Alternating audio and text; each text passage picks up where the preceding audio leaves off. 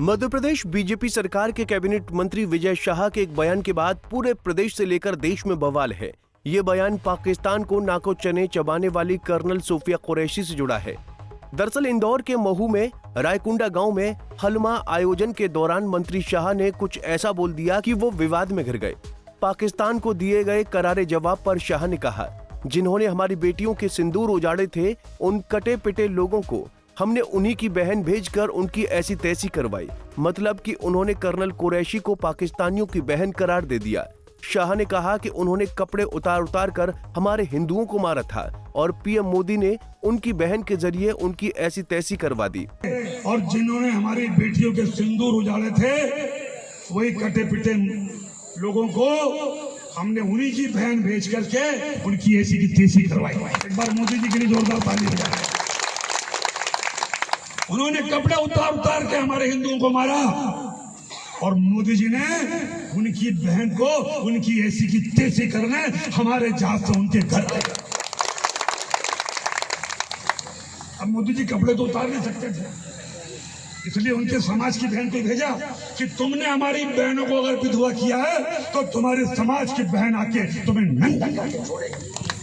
वहीं जैसे ही विजय शाह के मुंह से ये शब्द निकले, राजनीतिक गलियारों में भी हलचल मच गई। कांग्रेस प्रदेश अध्यक्ष जीतू पटवारी ने इसे बेटियों का अपमान बताया और मोहन सरकार से जवाब मांगा। साथ ही जीतू पटवारी ने प्रधानमंत्री मोदी को पत्र लिखकर मामले में कार्रवाई करने की बात कही।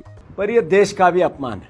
तो ऐसा मंत्रिमंडल का एक सदस्य जो देश का अपमान करता है, बेटियों के लिए, ऐसी बहादुर बेटियों के लिए, देश की बेटियों के लिए जो सीमा पे सेना में काम करते हुए देश की रक्षा करती है, उनके लिए इतने निंदनीय शब्द कहते हैं, वो क्या मंत्रिमंडल में बने रहने लायक है? और अगर भारतीय जनता पार्टी ये उनका बर्खास्त नहीं करती है, मोहन यादव जी बर्खास्त नहीं करते हैं, तो मैं मानता हूँ कि पूरी बीजेपी उनके इस बयान से सहमत है क्या? और अगर सहमत नहीं है तो नेचुरल है, स्वाभाविक है कि उनको मंत्रिमंडल से इसी वक्त बाहर किया जाना चाहिए। कांग्रेस पार्टी मांग करती है। मैं नरेंद्र मोदी जी को चिट्ठी लिखूंगा, देश के प्रधानमंत्री हैं। तो वहीं नेता प्रतिपक्ष उमंग सिंघार ने भी मंत्री शाह के इस बयान पर कड़ी प्रतिक्रिया दी है।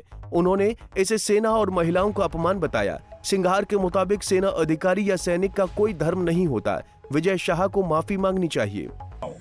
मैं विजय शाह जी को कहना चाहता हूं कि सेना का अधिकारी हो या सैनिक हो, उसका कोई धर्म नहीं होता। वो हिंदू मुसलमान के हिसाब से नहीं गिना जाता। उसका सिर्फ धर्म एक होता है, देश एक उसका लिए धर्म है। वो देश के लिए वो लड़ता है।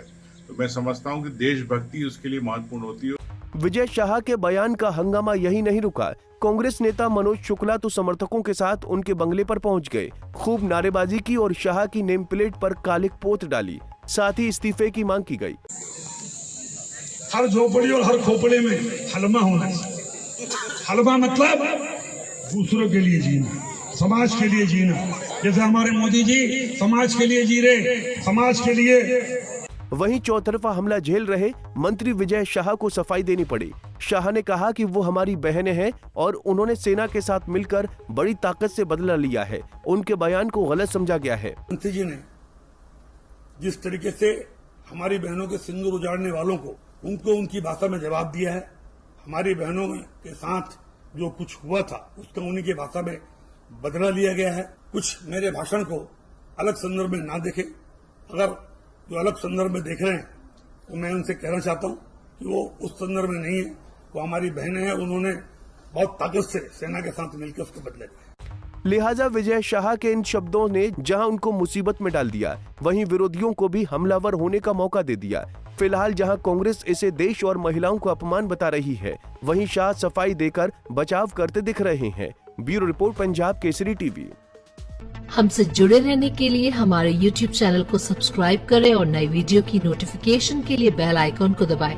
अगर आप ये वीडियो Facebook पर देख रहे हैं तो लाइक जरूर करें और ज्यादा से ज्यादा शेयर करें। धन्यवाद।